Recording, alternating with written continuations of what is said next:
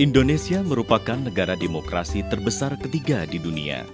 Dihuni sekitar 250 juta penduduk yang berada di wilayah kepulauan dengan latar belakang agama, etnis, pendidikan, dan budaya yang beragam. Dari semua itu, terdapat 560 orang anggota Dewan Perwakilan Rakyat yang terpilih untuk mewakili aspirasi daerah mereka masing-masing.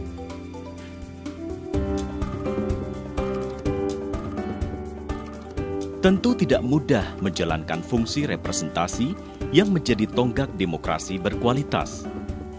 Anggota DPR dituntut menjadi kuat, aspiratif, responsif, dan akomodatif terhadap kebutuhan dan permasalahan rakyat yang banyak dan beragam.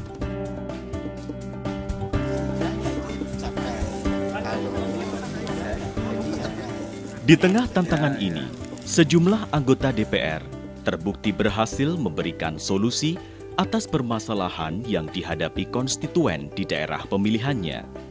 Yang terkait dengan program-program di komisi saya, tentu alhamdulillah kita sudah bisa merealisasikan.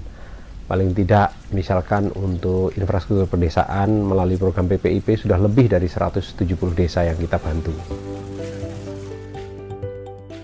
Dan kita bersyukur bahwa tahun 2013 ini itu sudah didorong ada 2 ferry yang di atas 1000 JT, dan juga pada tahun depan akan ditambah lagi 1 ferry, dan ini merupakan sesuatu hal yang baru bagi Provinsi NTT, sehingga apapun musimnya ya, mau 3 meter 4 meter ya, kita harapkan ferry ini tetap berlayar.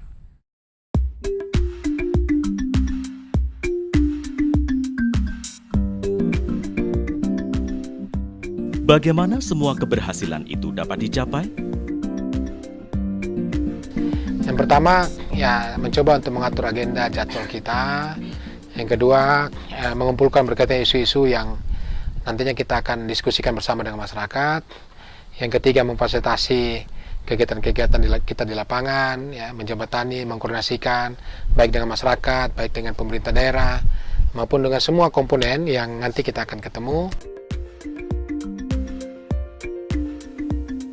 Kemampuan komunikasi yang baik merupakan salah satu kunci keberhasilan representasi yang efektif.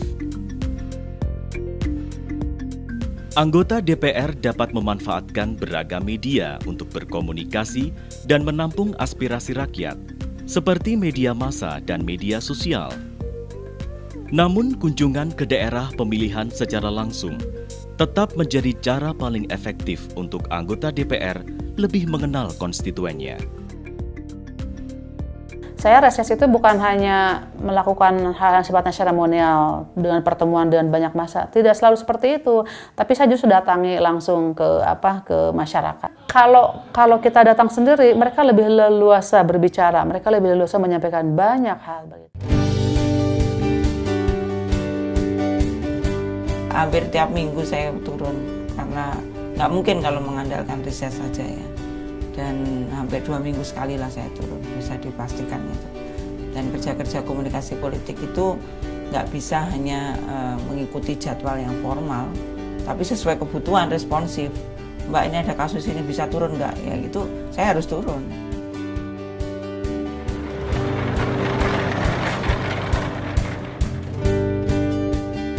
Selain itu, partisipasi masyarakat juga memiliki andil besar dalam keberhasilan sebuah representasi yang efektif.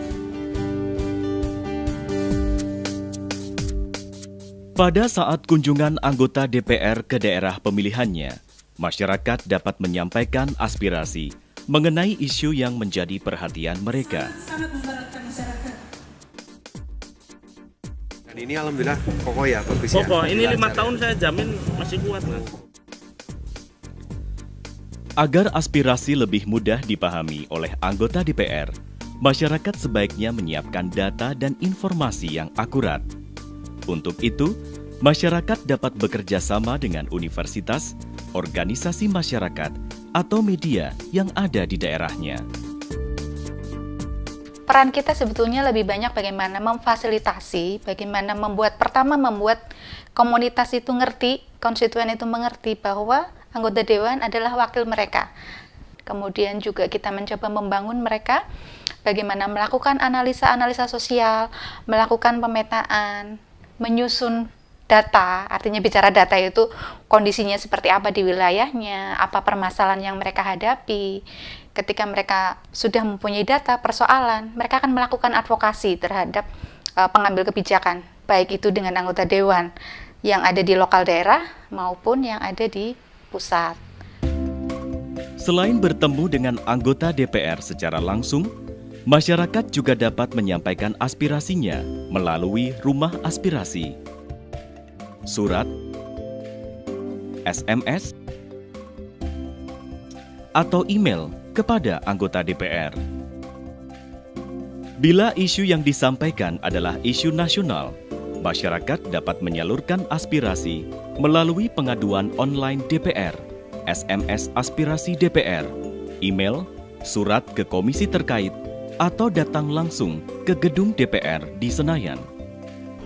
Ya, aspirasi itulah sebenarnya tugasnya wakil rakyat.